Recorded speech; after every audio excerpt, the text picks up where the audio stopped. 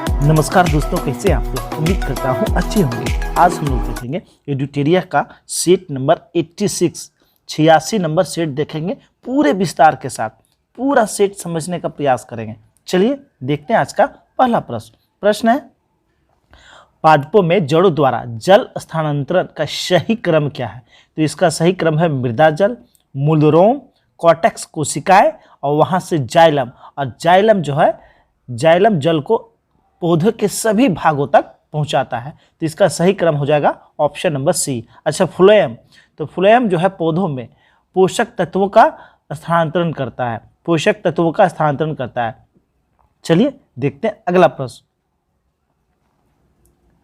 प्रश्न है, निम्न में से कौन सा हार्मोन ऑक्सीन की उपस्थिति में सेल डिवीजन और विकास में मदद करता है? तो ऑक्सीन की उपस्थिति में साइटोकाइनिन हार्मोन जो है वह कोशिका विभाजन करता है पादपों में। आंसर हो जाएगा ऑप्शन नंबर बी।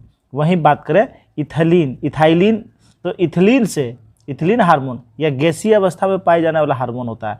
यह फलों को पकाने में मदद करता है। वहीं फ्लोरिजेंस की बात करें तो यह फूल खिलाने में मदद करता है, फूल खिलाने में मदद करता है फ्लोरिजेंस हार्मोन। चलिए अगला प्रश्न देखते हैं। प्रश्न है, कास्टिंग पोटास का रासायनिक सूत्र है। तो KOH को हम लोग कास्टिंग पोटास कहते हैं। और इसे कहा जाए तो ये क्या कहलाता है? Potassium hydroxide. वहीं NaOH, इसे हम लोग कहते हैं कास्टिंग सोडा। क्या कहते हैं? कास्टिंग सोडा कहते हैं, सोडियम हाइड्रोक्साइड। वहीं बात करें कैल्शियम हाइड्रोक्साइड, तो कैल्शियम हाइड्रोक्साइड इसे क्या कहते हैं? चूने का पानी। क्या कहते हैं? चूने का पानी कहते हैं, चूने का पानी कहते हैं। अमोनियम हाइड्रोक्साइड, ये क्या है? Ammonium hydroxide. वहीं इसके अलावा विरंजक चूर्ण, जिसे ब्लीचिंग पाउडर कहते हैं, का फॉर्मूला होता है कैल्शियम ऑक्सीक्लोराइड CaCl2। वहीं बात करें खाने वाला सोडा यानी बेकिंग सोडा को सोडियम बाइकार्बोनेट कहते हैं, NaHCO3। इसे क्या कहते हैं? खाने वाला सोडा कहते हैं। वहीं धोने वाला सोडा की बात करें तो सोडियम कार्बोनेट को हम लोग क्या कहते हैं?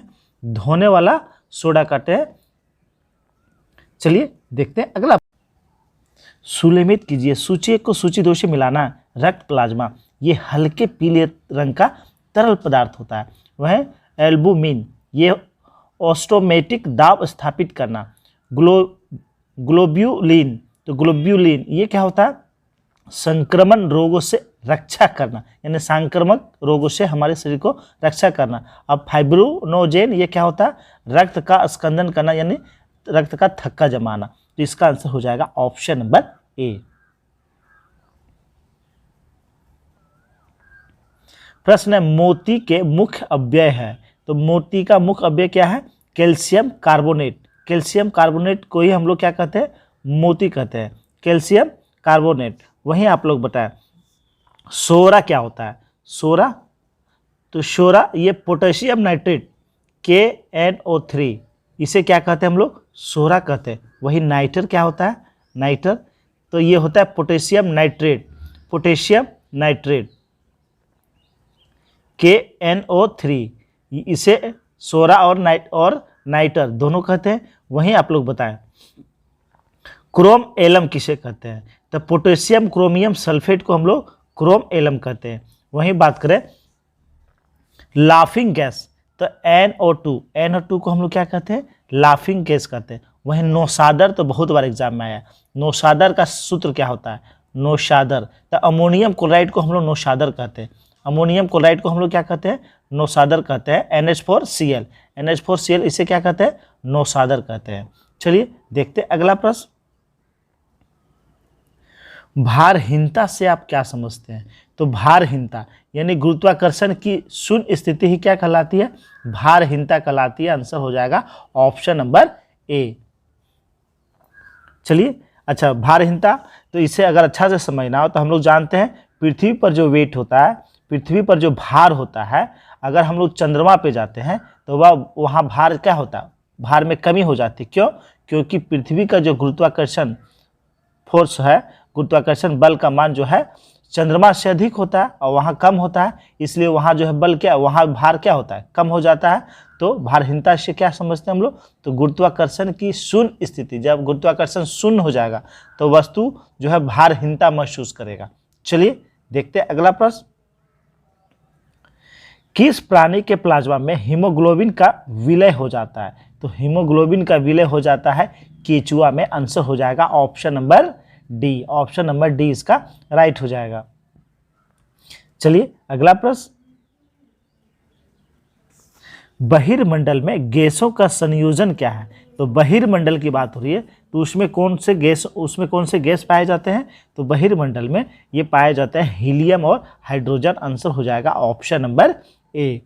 बहिर्मंडल हम लोग जान रहे हैं 400 किलोमीटर की ऊंचाई के बाद वाले वायुमंडल को हम लोग क्या कहते हैं?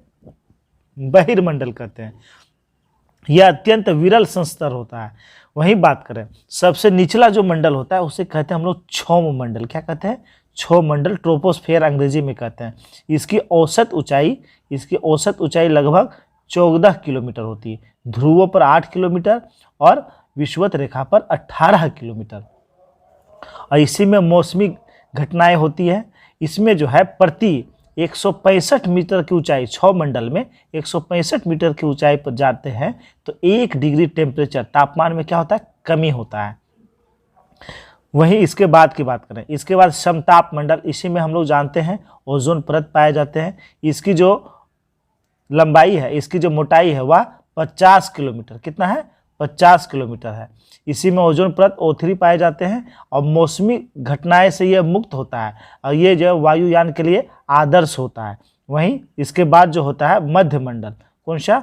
मध्यमंडल। इसकी जो ऊंचाई है वह समताप मंडल से ऊपर 80 किलोमीटर, समताप मंडल से ऊपर 80 किलोमीटर के रेंज में पाया जाता है। वहीं इसके बाद आयन मंडल होता है जिसका विस्तार 80 किलोमीटर से 400 किलोमीटर तक के बीच को हम लोग आयन मंडल के रेंज में रखते हैं। इसमें जो है विद्युत आवेशित कण पाए जाते हैं जिसे आयन कहते हैं और यह रेडियो संचार के लिए उपयुक्त होता है।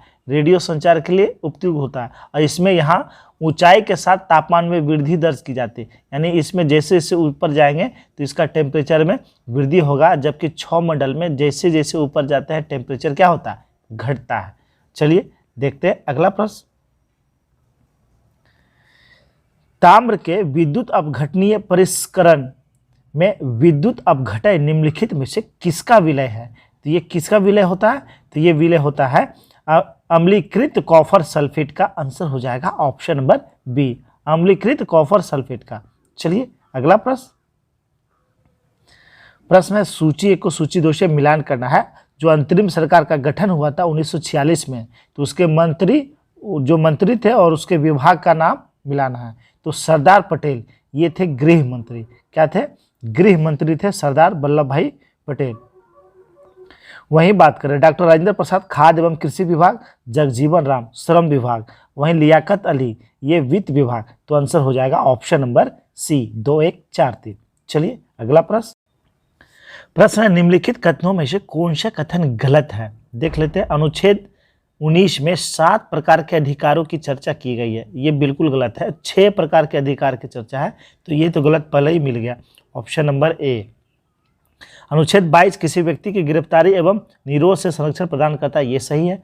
उच्चतम न्यायालय अनुच्छेद 32 के तहत 5 प्रकार के रिट जारी करते हैं, बिल्कुल ये भी सही है। उच्चतम न्यायालय यानी सुप्रीम कोर्ट 32 के तहत, जबकि हाई कोर्ट 226 के तहत 5 प्रकार के रिट जारी करते हैं। अनुच्छेद 18 के तहत सभी प्रकार की उपाधियों का अंत कर दिया गया, ये भी सही है। तो इसका आंसर हो जाएगा option number A. Option number ए इसका राइट आंसर हो जाएगा। और वहीं बात करें अनुच्छेद 19 में जो 6 प्रकार के स्वतंत्रता है वो क्या क्या है? तो अनुच्छेद 19 का 1 में क्या है?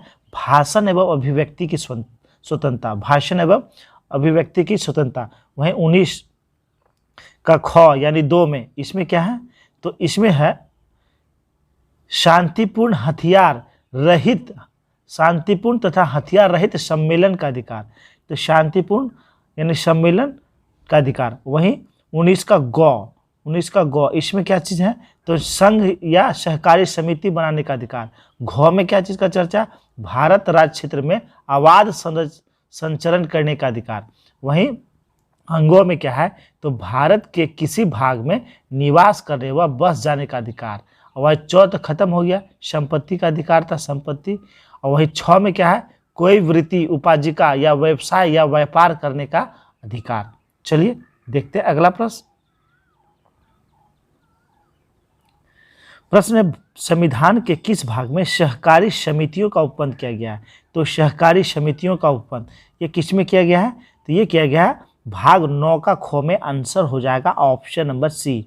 भाग 9 का ख में जो है सहकारी समितियों का उपबंध किया गया। वहीं भाग 9 में पंचायती राज, भाग 9 में पंचायत, और भाग 9 का क में क्या है, नगर पालिका। क्या है, नगर पालिका है भाग 9 का क में। वहीं बात करें भाग 10 में क्या है, तो अनुसूचित जाति, अनुसूचित और जनजाति क्षेत्र, अनुसूचित और जनजाति क्षेत्र के बारे में। वहीं भाग 11 में कहा है संघ राज्यों के बीच संबंध, संघ और राज्यों के बीच संबंध। वहीं भाग 12 में है वित्त, संपत्ति, संविदाएं और वाद।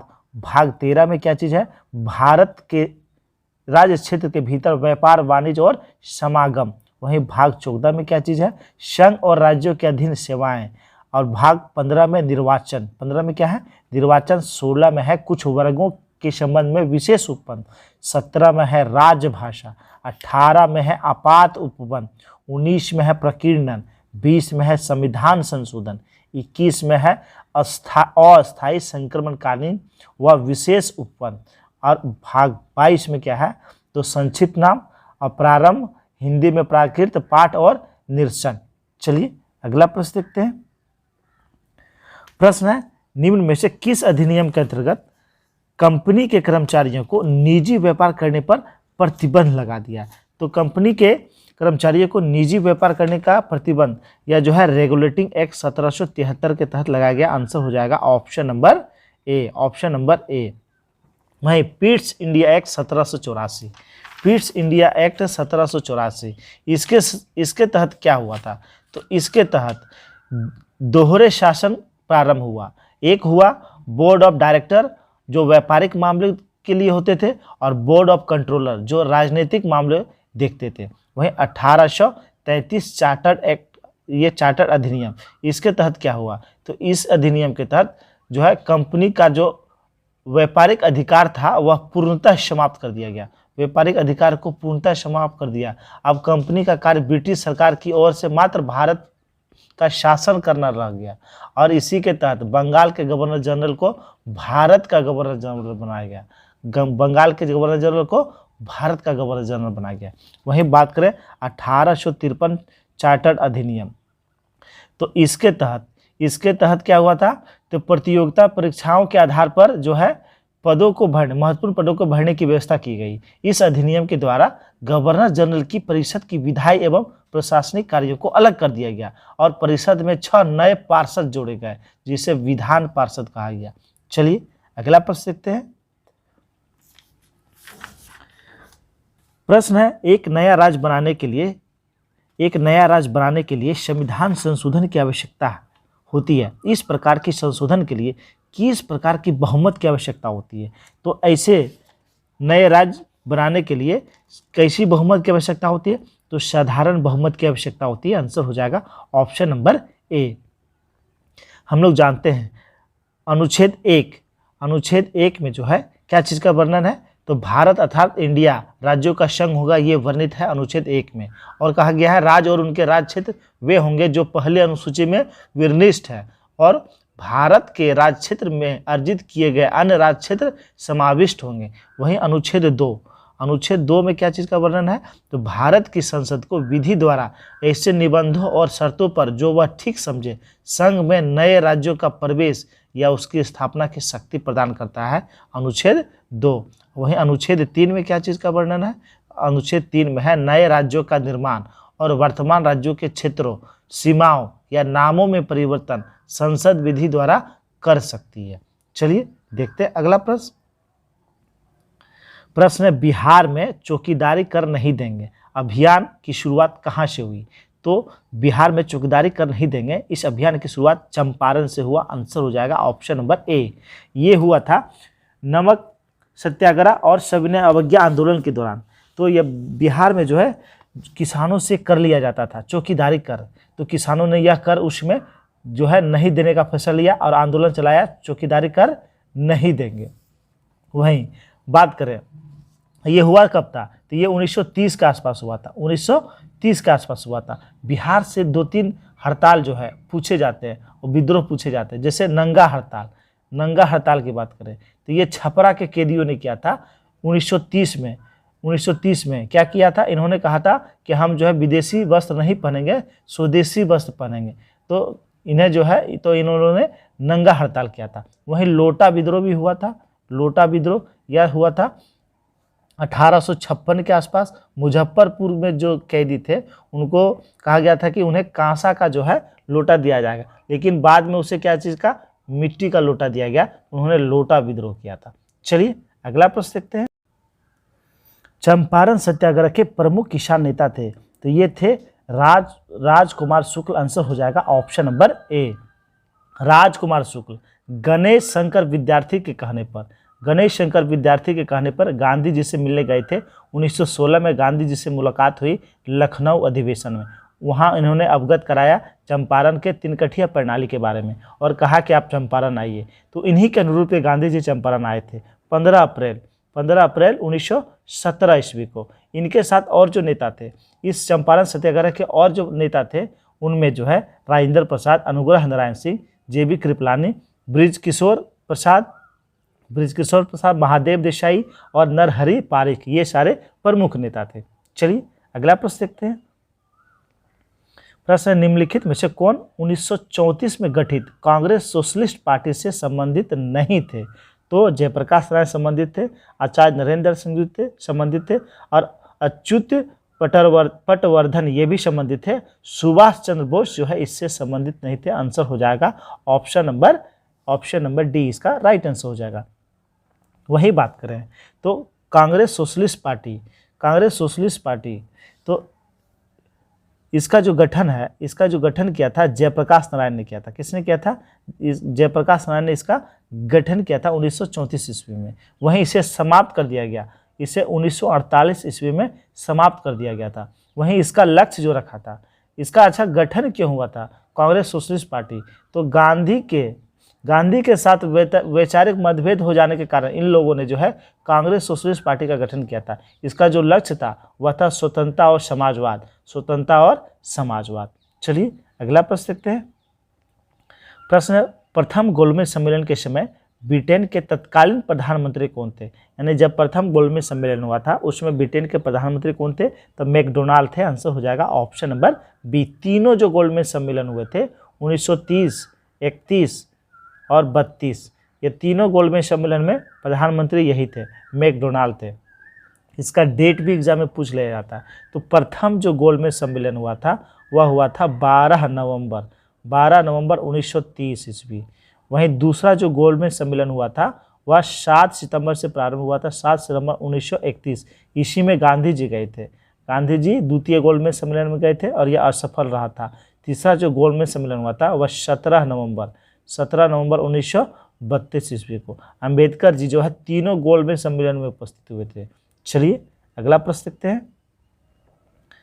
निम्न राजपूत राजाओं में से किसको चीन के साथ युद्ध में अपनी ऊंट की टुकड़ी कोर के साथ सक्रिय भाग के लिए चीन पदक दिया गया था? तो ये दिया गया था बीकानेर के महाराजा गंगा सिंह को। आंसर हो जाएगा ऑप्शन नंबर बी, इसका राइट आंसर हो जाएगा। चीन के बक्सर विद्रोह को दबाने के लिए अंग्रेजों ने चीन युद्ध पदक से जो है बीकानेर के महाराजा गंगा सिंह को सम्मानित किया था। कौन सा पदक दिया था? चीन पदक दिया था। वहीं बात करें इन्होंने जो है 1899 में पड़े भीषण छपनिया अकाल में अच्छे प्रबंधन के लिए अंग्रेजों ने इसे केसरे हिंद की उपाधि भी से भी विभूषित किया था। पंजाब से गंग नहर बीकानेर लाने के लिए इन्हें गंगा सिंह को जो है कलयुग का भगीरथ कहा जाता है। ऊँटों की सेना को गंगा रिसाला भी कहा जाता था। इनके ऊँटों की सेना को क्या कहा जाता था? गंगा रिसाला भी कहा जाता था। चलिए देखते हैं अगला प्रश्न। भारत छोड़ो आंदोलन किसकी प्रतिक्रिया में आरंभ की गई? ये क्रिप्स मिशन की असफलता के बाद, क्रिप्स मिशन की असफलता ने भारतीय जनमानस को क्या किया, उसकी मनोस्थिति को झकझोर दिया। उसके बाद जो है भारत छोड़ो आंदोलन प्रारंभ किया गया। अच्छा, क्रिप्स मिशन की बात करें तो क्रिप्स मिशन यह भारत पहुंचा था मार्च 1942 में। मार्च 1942 में भारत पहुंचा था।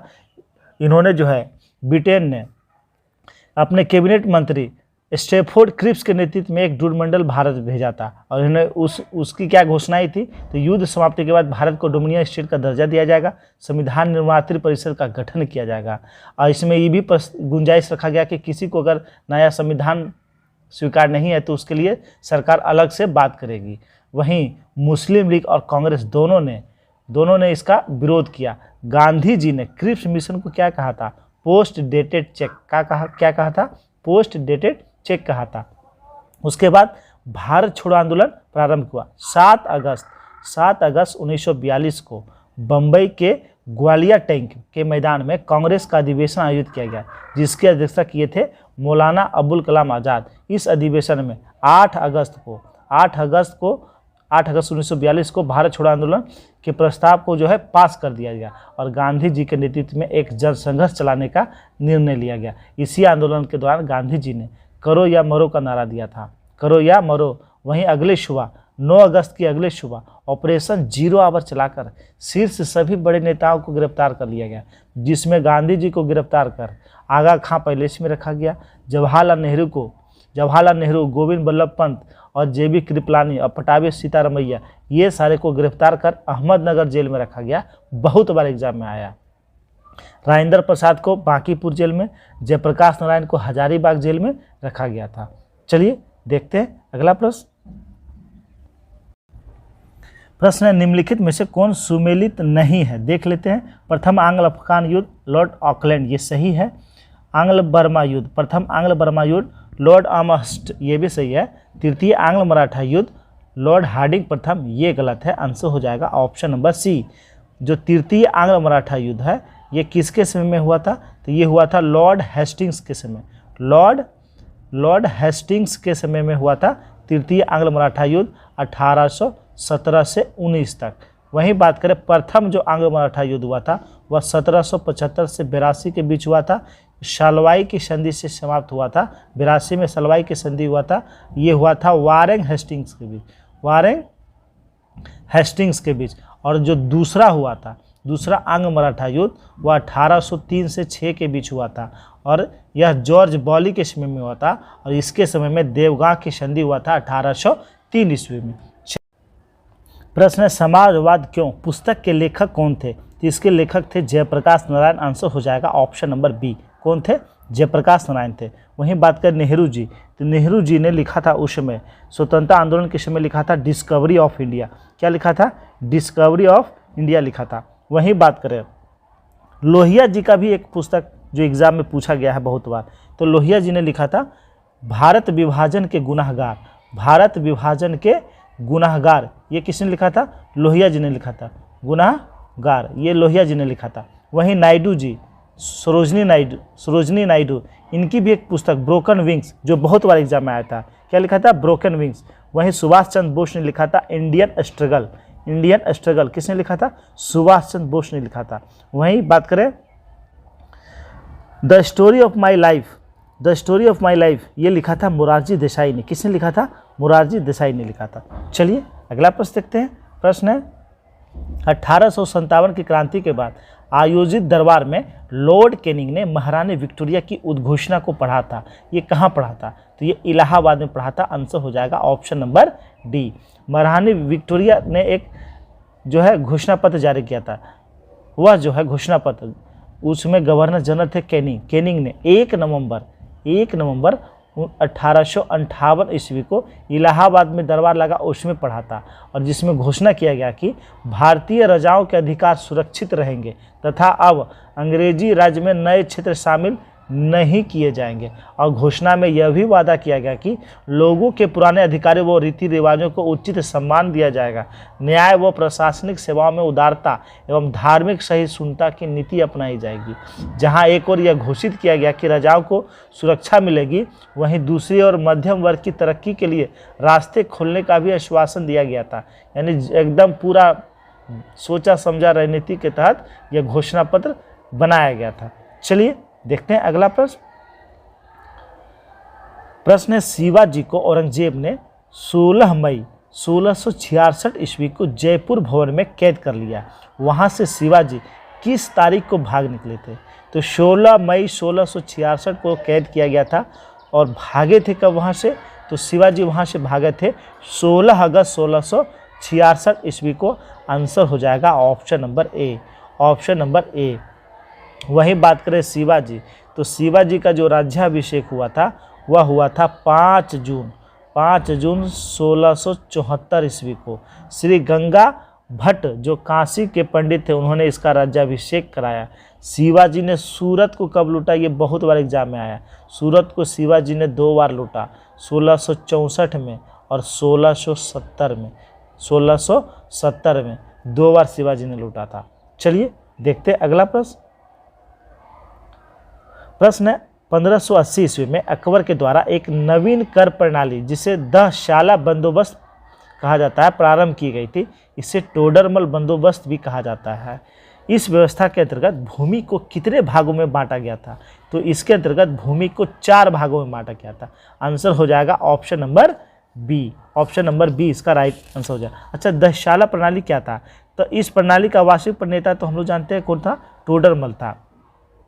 टोडरमल था। इसके अंतर्गत अलग अलग फसलों के लिए पिछले 10 वर्ष के उत्पादन और उसी समय के प्रचलित मूल्यों का औसत निकालकर उस औसत का 1/3 राजस्व के रूप में वसूला जाता था, जो नगद के रूप में होता था। इस प्रणाली में 1/10 भाग जो है वह हर साल वसूला जाना था, जिसे मालय हर साला कहा जाता था। अच्छा, ये 4 प्रकार के जो भूमि था वह था कौन कौन? तो इसे भी हम लोग जान लेते हैं। पोलज, पहला था पोलज।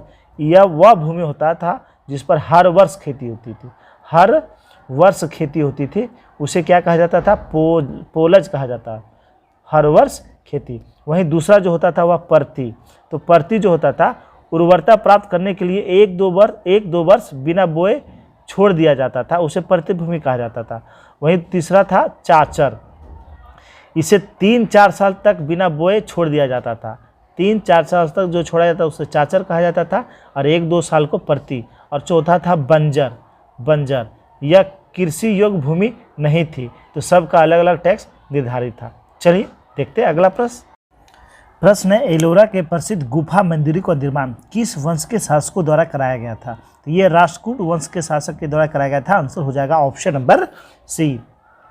एलोरा का गुफा में जो मंदिर है, एलोरा का गुफा का जो कैलाश मंदिर है, उसका निर्माण किसने किया था? तो ये किया था कृष्ण प्रथम ने। किसने किया था?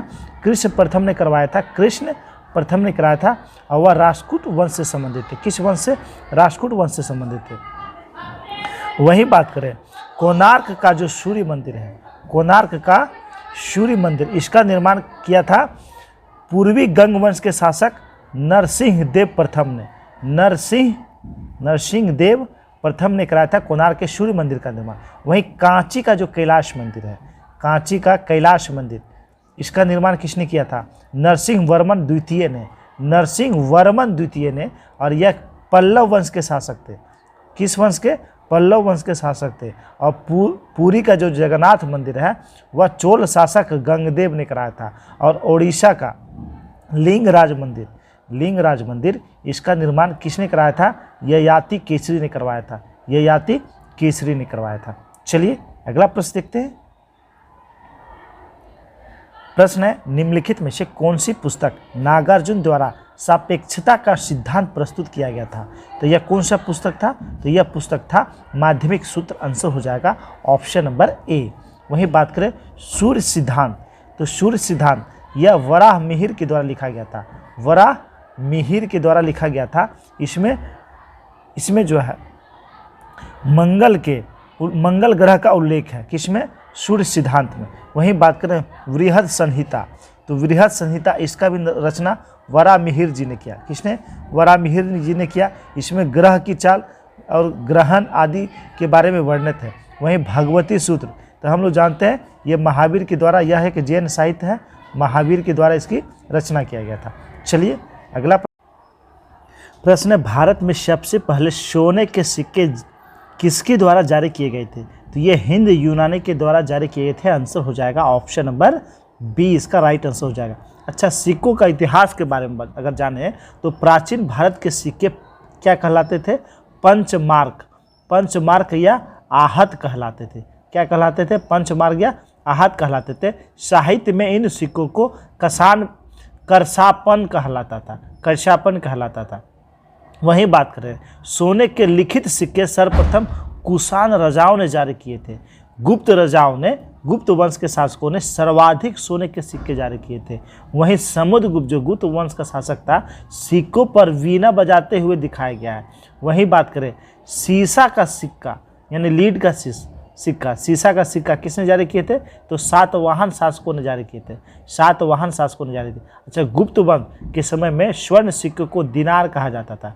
क्या कहा जाता था? दिनार कहा जाता था।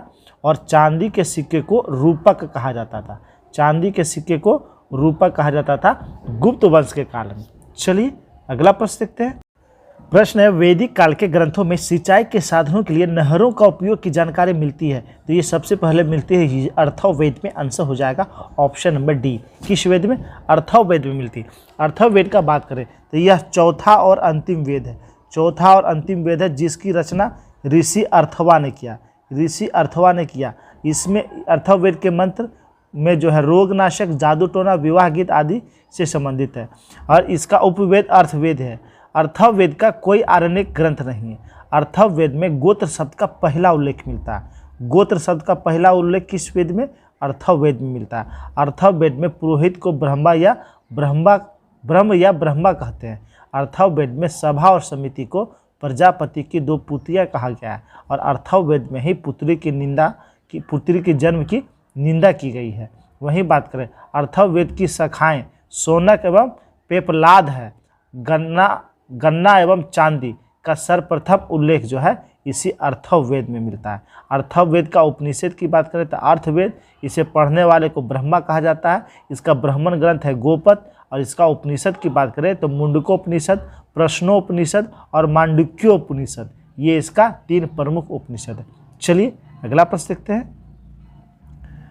प्रश्न है, मांग का नियम के संदर्भ में निम्न में से क्या सही है? तो मांग का नियम कहता है कि कीमत घटने से मांग बढ़ती है, ये बिल्कुल सही है। और कीमत बढ़ने से मांग घटती है, ये भी सही है। यानी एक और तीसरा ऑप्शन क्या है? कीमत बढ़ने से मांग बढ़ती है, ये गलत है। आंसर हो जाएगा 1 और 2, ये दोनों सही है, ऑप्शन नंबर सी। अच्छा, इसका मतलब क्या हुआ?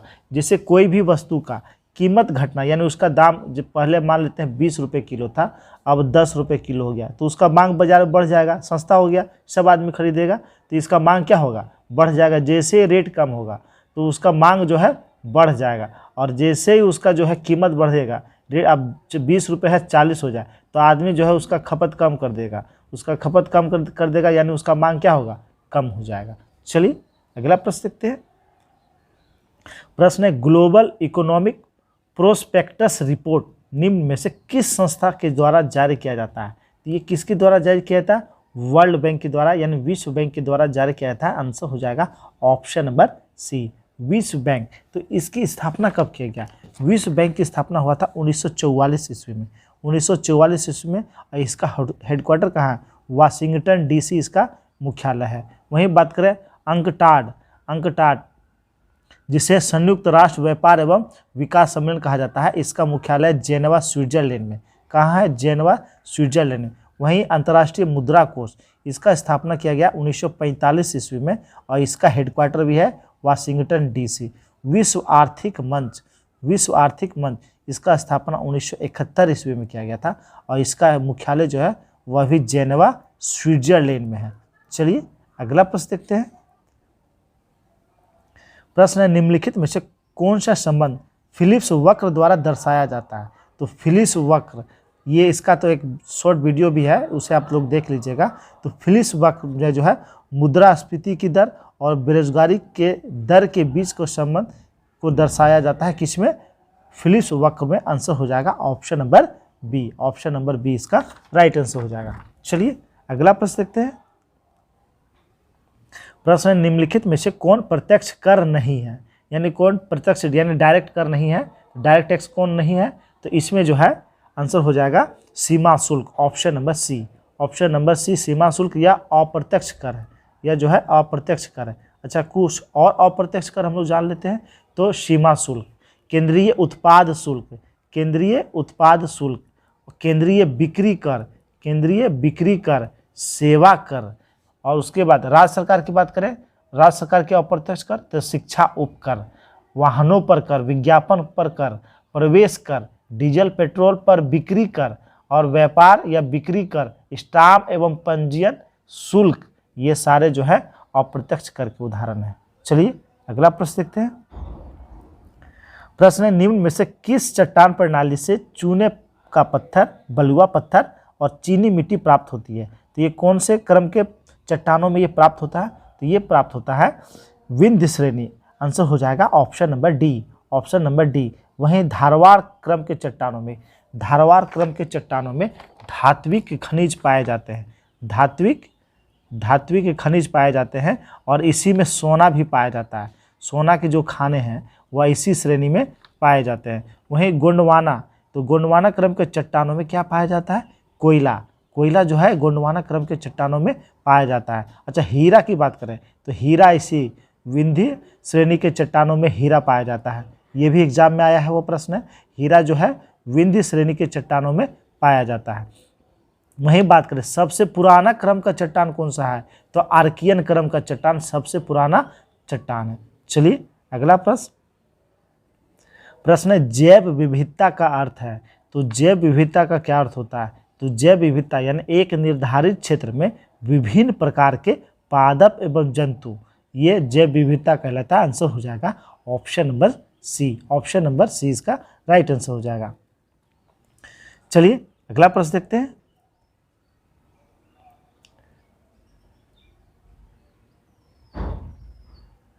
प्रश्न है भारत सरकार द्वारा नई वन नीति किस वर्ष लागू की गई। तो भारत सरकार के द्वारा नई वन नीति ये कब लागू किया गया, तो भारत सरकार के द्वारा नई वन नीति यह 1988 में लागू किया है। आंसर हो जाएगा ऑप्शन नंबर ए। और इसी के तहत जो है भारत के कुल भूभाग पर 33% वन रखने का लक्ष्य रखा गया, 33% वन रखने का लक्ष्य रखा गया। वहीं बात करें जो वन स्थिति रिपोर्ट 2021 आया उसके अनुसार भारत में कुल वनावरण कितना है, कुल वनावरण की बात हो रही है, केवल वनावरण, तो 21.71%, 21.71%। वहीं वृक्षावरण यानी वृक्षावरण कितना है, तो वृक्षावरण है 2.91%। वहीं कुल अगर पूछा जाए तो कुल हो जाएगा 24, वृक्ष और वन दोनों मिला के 24.62%। ये जो है कुल जो है वनावरण और वृक्षावरण मिला के। चलिए अगला प्रश्न देखते हैं। प्रश्न है लुसाई पहाड़ी यानी लुसाई हिल किस राज्य में स्थित है, तो ये मिजोरम में स्थित है। आंसर हो जाएगा ऑप्शन नंबर सी। चलिए मैप में देखते हैं पूर्वोत्तर के जो प्रमुख पहाड़ियाँ हैं जो एग्जाम में इससे क्वेश्चन बनते हैं, समझ लेते हैं। तो प्रश्न में था लुसाई हिल यानी लुसाई पहाड़ी, तो ये मिजोरम हुआ, ये मिजोरम। तो लुसाई हिल कहाँ, मिजोरम में पाए जाते हैं। वहीं बात करें नागा पहाड़ी, ये नागालैंड में पाए जाते हैं। वहीं बात करें पटकई, तो ये अरुणाचल प्रदेश और थोड़ा सा विस्तार नागालैंड में भी है। वही अरुणाचल प्रदेश में तो हमेशा पूछे जाते हैं। यहाँ मिसमी पहाड़ी, यहाँ अबोर पहाड़ी, यहाँ मीरी पहाड़ी और यहाँ डाफला पहाड़ी। वहीं बात करें मिकिर की पहाड़ी, ये असम में है, ये सेंटर में असम है। मिकिर की पहाड़ी कहाँ, तो असम में है। वहीं मेघालय में 3 गारो खासी और जैंतिया, गारो खासी और जैंतिया, ये कहाँ, मेघालय में है। चलिए देखते हैं अगला प्रश्न। प्रश्न है निम्नलिखित में से कौन सा कथन असत्य है, असत्य नहीं से कल ये कौन सा कथन सत्य है, इसे सत्य कर लीजिएगा। गुजरात राज्य का समुद्री तट सबसे अधिक लंबा है, ये बिल्कुल सही है। भारत के कुल 9 राज्य समुद्र तट से लगे हैं, ये भी सही है, 9 राज्य समुद्र तट से लगे हैं। अगर वो नौ राज्य की बात करें तो गुजरात, महाराष्ट्र, गोवा, कर्नाटक, केरल, तमिलनाडु, आंध्र प्रदेश, उड़ीसा और पश्चिम बंगाल। वहीं भारत का औसत समुद्री तट जो है वह चेन्नई के समुद्र तट से नापा जाता है, ये भी सही है। और भारत के कुल 4 केंद्र शासित प्रदेश समुद्री तट को स्पर्श करते हैं, ये भी सही है। लक्षद्वीप, दादरा नगर हवेली, दमन दीप, पुडुचेरी और अंडमान निकोबार, ये 4 केंद्र शासित प्रदेश समुद्र तट को स्पर्श करता है, यानी ये चारों कथन जो है सत्य है। आंसर हो जाएगा ऑप्शन नंबर डी। प्रश्न है माता टीला बांध किस नदी पर स्थित है? तो माता टीला बांध या बेतवा नदी पर स्थित है। आंसर हो जाएगा ऑप्शन नंबर ए। कौन सी नदी? बेतवा नदी पर स्थित है। बेतवा नदी पर एक और है लक्ष्मी सागर बांध। लक्ष्मी सागर बांध या किस नदी पर? बेतवा नदी पर। वहीं गोदावरी की बात करें तो इसमें हम लोग जानते हैं पुष्पपाद परियोजना और जायकवाड़ी परियोजना। जायकवाड़ी परियोजना ये गोदावरी नदी पर है। वहीं कृष्णा नदी की बात करें तो इस पे बहुत सारे बांध बनाए गए। अलमाटी बांध, अलमाटी बांध ये किस नदी पर? कृष्णा नदी पर। श्रीशैलम, अलमाटी, श्रीशैलम, नागार्जुन सागर ये सारे कृष्णा नदी पर। कावेरी की बात करें तो मेट्यूर परियोजना किस नदी पर है? कावेरी नदी पर है। चलिए प्रश्न है वर्ष 2011 के जनगणना के अनुसार किस केंद्र शासित प्रदेश की सर्वाधिक साक्षरता दर है?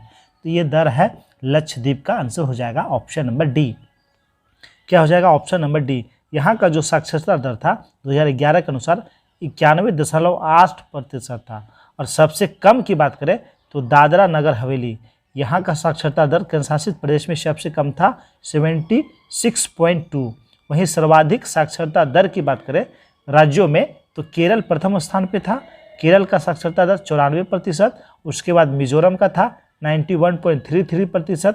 सबसे कम की बात करें तो हमारा बिहार टॉप पे, बिहार प्रथम स्थान पे 61.8%, 61.8%। और इसके बाद अरुणाचल प्रदेश का है 65.4%।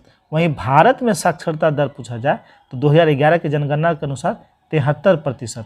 पुरुष साक्षरता दर पूछा जाए तो 80.9%। और वहीं महिला साक्षरता दर पूछा जाए तो 64.6%। ये 2011 के जनगणना के अनुसार। चलिए अगला प्रश्न देखते हैं। प्रश्न है किस नदी पर और किस राज्य में जायकवाड़ी बांध अवस्थित है? तो जायकवाड़ी बांध यह गोदावरी नदी पर स्थित है, महाराष्ट्र में। आंसर हो जाएगा ऑप्शन नंबर सी। वहीं रावी नदी पंजाब, रावी नदी पर पंजाब में जो बांध बनाया गया है वह कौन सा बांध है? तो वह है शाहपुर कंडी बांध। शाहपुर कंडी बांध यह पंजाब में बनाया गया है रावी नदी पर। वहीं बनास नदी पर राजस्थान में बांध बनाया गया है बीसलपुर बांध, बीसलपुर बांध। वहीं बात करें पेरियार नदी केरल तो इसमें इडुक्की परियोजना, इडुक्की परियोजना यही पेरियार नदी पर है केरल में। चलिए अगला प्रश्न है मैंग्रोव वन का विकास किस प्रकार के जल में होता है? तो मैंग्रोव वन का विकास यह जो है खारे और मीठे दोनों में होता है। आंसर हो जाएगा ऑप्शन नंबर डी। क्या हो जाएगा? Option number D. अच्छा मैंग्रोव वन की बात करें तो जो वन स्थिति रिपोर्ट 2021 आया इसके अनुसार देश में कुल मैंग्रोव वन का जो कितना है तो कुल मैंग्रोव वन जो है 4,992 किलोमीटर स्क्वायर है, जो कुल देश के भौगोलिक क्षेत्र का लगभग 0.15% है, जो 2019 की तुलना में 17 किलोमीटर स्क्वायर अधिक है। वहीं बात करें सबसे अधिक मैंग्रोव वन की बात करें तो वेस्ट बंगाल में है। कितना है? वेस्ट बंगाल में है 2114 किलोमीटर स्क्वायर एरिया में है मैंग्रोव वन। वहीं दूसरे स्थान पे गुजरात का नंबर आता है और यहाँ पे है 1175 किलोमीटर स्क्वायर। वहीं वन स्थिति रिपोर्ट 21 के अनुसार सर्वाधिक मैंग्रोव वन वृद्धि करने वाले राज्य की बात करें तो सर्वाधिक मैंग्रोव वन वृद्धि करने वाले राज्य में उड़ीसा प्रथम स्थान पे, इन्होंने 8 किलोमीटर वृद्धि किया है। उसके बाद महाराष्ट्र और उसके बाद जो है कर्नाटक। चलिए देखते हैं अगला प्रश्न है निम्न में से किसके अंतर्गत पक्षियों से संबंधित अध्ययन किया जाता है? तो पक्षियों से संबंधित अध्ययन कहलाता है ऑर्निथोलॉजी। आंसर हो जाएगा ऑप्शन नंबर बी। क्या कहलाता है? ऑर्निथोलॉजी कहलाता है। चलिए इससे कुछ जीव विज्ञान की कुछ प्रमुख शाखाएं हम लोग एक बार रिवीजन कर लेते हैं। एपी कल्चर ये मधुमक्खी पालन क्या कहलाता है, एपीकल्चर। वहीं सेरीकल्चर की बात करें तो रेशम कीट पालन कहलाता है सेरीकल्चर। वहीं पीसी कल्चर की बात करें तो मत्स्य पालन क्या कहलाता है, ये कहलाता है पीसी कल्चर। वहीं कवकों का अध्ययन माइकोलॉजी, शैवालों का अध्ययन फाइकोलॉजी, पुष्पों का अध्ययन एंथोलॉजी, फलों का अध्ययन पोमोलॉजी और मछलियों का अध्ययन, मत्स्य पालन का अध्ययन तो पीसी कल्चर, अब मछलियों का अध्ययन ये इक्थियोलॉजी। वहीं कीटों का अध्ययन तो एंटोमोलॉजी। और वहीं बात करें छिपकली का अध्ययन सोरोलॉजी और उद्यान विज्ञान का अध्ययन हॉर्टिकल्चर और फूलों की खेती फ्लोरिकल्चर। चलिए अगला प्रश्न देखते हैं। प्रश्न है निम्नांकित में कौन सी अक्रिय गैस वायुमंडल में नहीं पाई जाती। तो वायुमंडल में कौन सा अक्रिय गैस नहीं पाया था, तो ये अक्रिय गैस है रेडॉन। आंसर हो जाएगा ऑप्शन नंबर बी। केवल 3 जो है रेडॉन गैस यह वायुमंडल में नहीं पाया जाता है और यह सबसे भारी अक्रिय गैस है, सबसे भारी अक्रिय गैस है रेडॉन। वहीं सबसे हल्की अक्रिय गैस कौन सी है, हीलियम। हम लोग जानते हैं 6 प्रकार के अक्रिय गैस है, वो कौन कौन है, helium, neon, xenon, krypton, argon, radon, ये 6 प्रकार के। चलिए अगला प्रश्न देखते हैं। प्रश्न है निम्नांकित में सबसे अधिक अभिक्रियाशील धातु कौन सी है।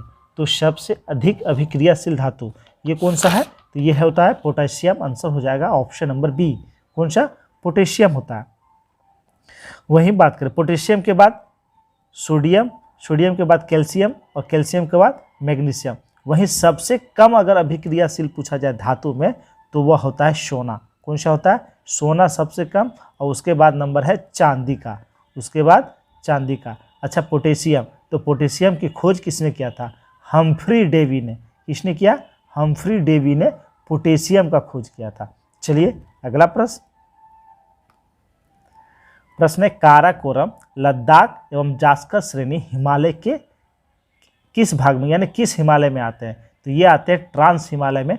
आंसर हो जाएगा option number A. Trans Himalaya में ये सारे श्रेणियाँ आती है।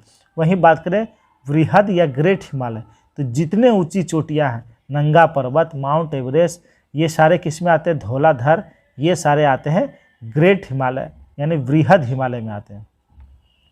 मध्य हिमालय, इससे भी एग्जाम में, इसी से तो एग्जाम में क्वेश्चन आता है।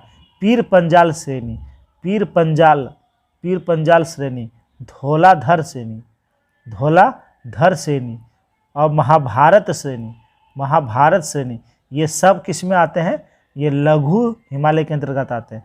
और जितने घूमने वाले जगह है, चाहे वह कुल्लू हो, मनाली हो, शिमला हो, ये सारे किसके अंतर्गत आते हैं, यही लघु हिमालय के अंतर्गत आते हैं। चलिए अगला प्रश्न है वायु परागण सामान्यतः देखा जाता है। तो वायु परागण सामान्यतः घास में देखा जाता है। आंसर हो जाएगा ऑप्शन नंबर ए। हम लोग जानते हैं पेड़ पौधे में परागण 2 प्रकार के होते हैं, स्वपरागण और परपरागण। तो परपरागण के विभिन्न विधियां हैं। परपरागण वायु से भी होता है, जल से भी होता है, कीट के द्वारा होता है, पक्षी के द्वारा होता है। तो वायु के द्वारा परागण, घासों में जो है वायु के द्वारा परागण होता है। जैसे इसके अलावा मक्का, बांस, नारियल, ये सारे में भी वायु के द्वारा ही परागण होता है। चलिए अगला प्रश्न है बोरीवली राष्ट्रीय उद्यान किस राज्य में स्थित है। तो ये महाराष्ट्र में स्थित है। आंसर हो जाएगा ऑप्शन नंबर ए।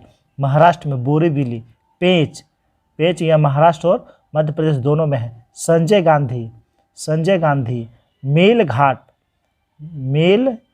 मेलघाट और तडोबा, ये जो राष्ट्रीय उद्यान है वह महाराष्ट्र में है। कर्नाटक की बात करें तो नागरहोल राष्ट्रीय उद्यान, भद्रा राष्ट्रीय उद्यान, बेनरघाटा राष्ट्रीय उद्यान, बांदीपुर राष्ट्रीय उद्यान और कुंद्रेमुख राष्ट्रीय उद्यान, ये सब कर्नाटक में है। गोवा की बात करें तो मोलम, गोवा में 2 प्रमुख है, मोलम और महावीर राष्ट्रीय उद्यान। वहीं मध्य प्रदेश में सबसे अधिक, मध्य प्रदेश में है सतपुड़ा, कान्हा, बांधवगढ़, पेंच और पन्ना, संजय और वन विहार और तडोबा राष्ट्रीय उद्यान, ये सारे कहाँ हैं, मध्य प्रदेश में है। चलिए अगला प्रश्न देखते हैं।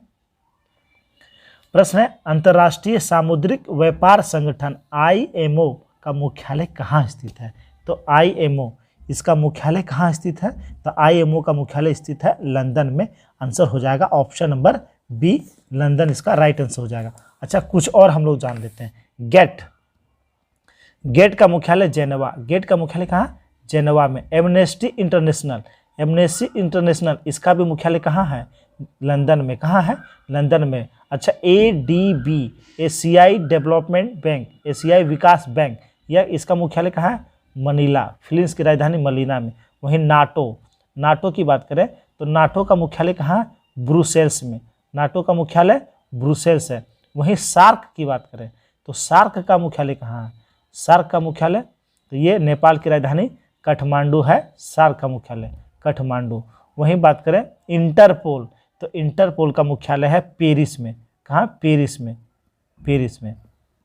चलिए देखते हैं आज का अंतिम प्रश्न है, फेडरल असेंबली किस देश की संसद का नाम है? तो ये स्विट्जरलैंड का संसद का नाम है। आंसर हो जाएगा ऑप्शन नंबर डी।